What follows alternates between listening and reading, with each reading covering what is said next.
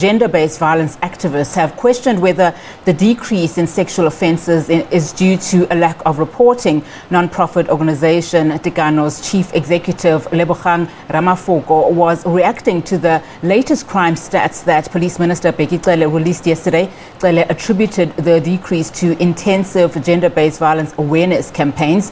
Eastern Cape and KwaZulu-Natal police stations accounted for the most reported rape cases. Now, let's discuss this. We are joined via Zoom by human rights activist Mo Senne.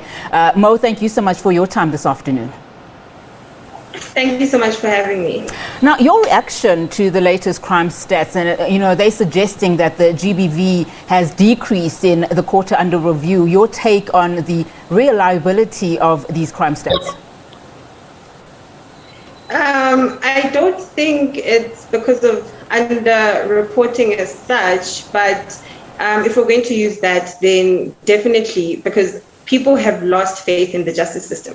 If there's any under-reporting that's taking place, it's because there's no point where the victims stand at which they feel safe and protected by the South African Police Service. There are several instances where people are still being sent back to their perpetrator, or they are being re-victimized by the same legal system that is supposed to protect them, So I don't think that it's because there have been intensive initiatives that have been played out or been set out in order to combat the scourge of rape.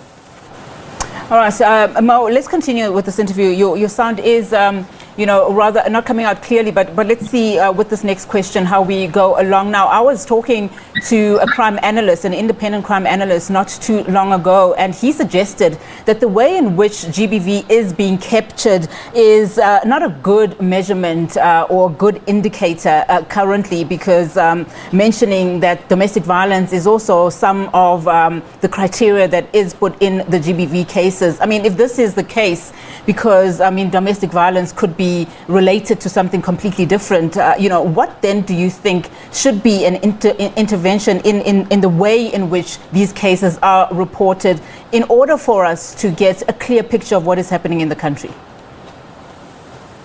I want to welcome some of these 3 new GBV bills that outlined exactly what you're talking about.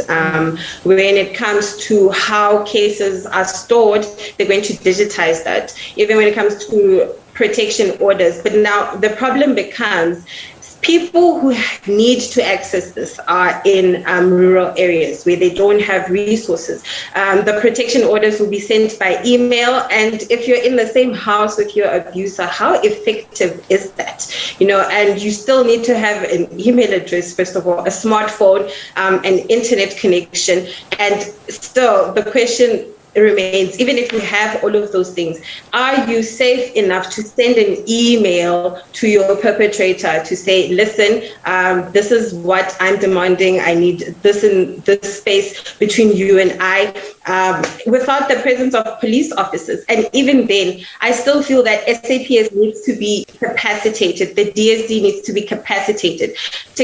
All sorts of technological advancements aren't really going to assist us if the people behind the machine are not doing the work that they need to do. There are so many other things that the 3 GBV bills need to focus on. But one of the key issues is also to get police to be more accountable. So previously, there weren't really any kind of misconduct that was filed against them. One of the GBV bills covers that to say that, if SAPS does not follow with some of these mandates, for instance, when it comes to it's not really viewed as something that can be reported in bills, things like that. So I think if we just capacitate the people who be behind the machines, it will be far more effective than if we just have everything great in theory, not being practically monitored and evaluated. We had to ask, how does the NSP on GBV fall under these 3 bills, or how is that going to be used to enhance the effectiveness of the NSP? That's another question completely. And also just the effectiveness of curbing just these high numbers. I mean, even though we heard yesterday that these GBV cases have decreased, but we know that 11,315 people were raped just between October and December of 2021. These numbers are still shockingly high. I mean, the minister also saying that Eastern Cape and KwaZulu-Natal police stations accounted for the most reported rape cases. What are you seeing on the ground at the moment? And what do you think needs to be done fundamentally to start seeing the reduction of these numbers? You know, the doctor said that he doesn't understand why Lusikisiki, for instance, reports such high cases of rape. He also mentioned that it's a very traditional place. And you see, if we go back to culture, the growing conversations on the ground, on social media, is that people are blaming feminism, they're blaming colonization. They're not seeing some of the views, how we're romanticizing indigenous culture and saying that that is okay. How submissiveness was viewed back then is not the same as now. So again, when it comes to certain areas, it needs to be more of a social learning theory approach to say that, you know what, we need to adapt. And when we are adapting, there's certain norms that cannot apply contemporarily. There's certain things that we have romanticized as a culture to say women belong at this and this place, they can't do that, but it's not the same. So I think fundamentally we need to change people's perspective when it comes to GBV, people's perspective with how they view women, how they view their bodies, how they view their contribution to society. Before we can even get to SAPS, DSD, justice system, all of these things that have been erected to support efforts on the ground, I think people need to come together on a more community-based approach, because that's where things start. Before SAPS can get to help you, somebody needs to blow the whistle.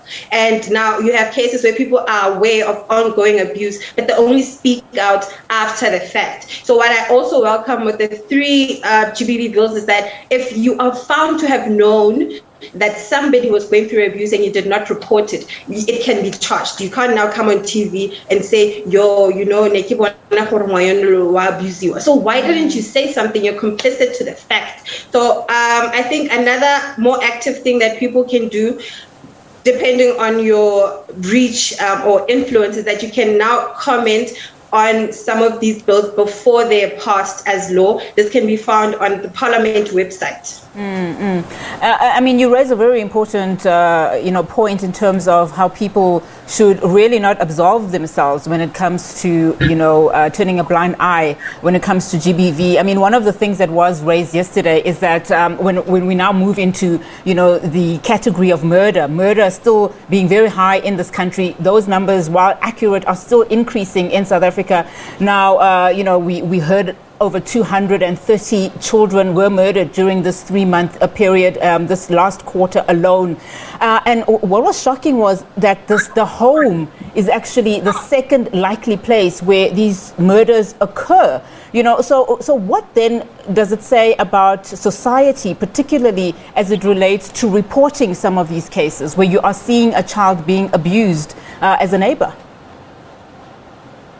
So the bystander effect as it comes to community is that there's this saying that and that's where we are now inadvertently trying to tell people that, you know what, you're going to do whatever you need to do. If I see it, I'm not going to say anything about it because there are other consequences to the fact. With the bystander effect, in order for you to now get control of the situation, or in order for you to speak out, you're also worried about your own safety. If this person gets released tomorrow by SAPS on bail and they know that I'm the one who spoke about it, will I be protected by the law because I'm trying to instill a constitutional right to life? The bystander effect is mostly what leads to people not reporting, because also victims think about, am I going to be supported? If it's somebody who is known in the community, will people believe me? Are they going to ask me what I was wearing? Are they going to refer to maybe previous behavior that obviously has no right being used as an argument for why somebody got raped or abused? So things like that we're very quick to not look at our immediate environments, to say, before I go and protest or start a campaign, am I calling out the people around me? And that's hardly ever the case. It leads to just hashtags. People talk about it on spaces for a few days, and then it's back to business as usual. So I think, as much as I want the correctional services to have a more rehabilitative approach, I think there needs to be more punitive measures, especially when it comes to children. Why we're still not having the discussion about death penalty when it comes to sexual related matters as they relate to children is really unbeknownst to me. Mo, thank you so much for your time. I really do appreciate your analysis. Thank you so much.